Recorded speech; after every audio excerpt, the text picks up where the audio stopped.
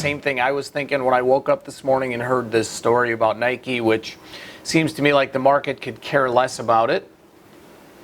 But we were all on the same wavelength that would be something I'd want to pick up on if the stock got hit. We'll have to see. It's actually unchanged right now. But if the stock does go down today based off of this news, probably would look to sell a put spread. Although, look where volatility is, everybody.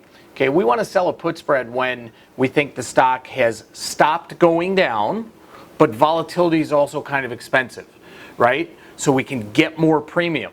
If we look at vol right now, we're talking bottom of the barrel. We're talking absolute bottom of the barrel for Nike.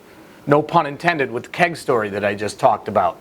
So if vol doesn't pick up and the stock does drop and we wanted a long play, we would be more apt to buying a call spread than selling a put spread in that instance. Does that make sense to everybody?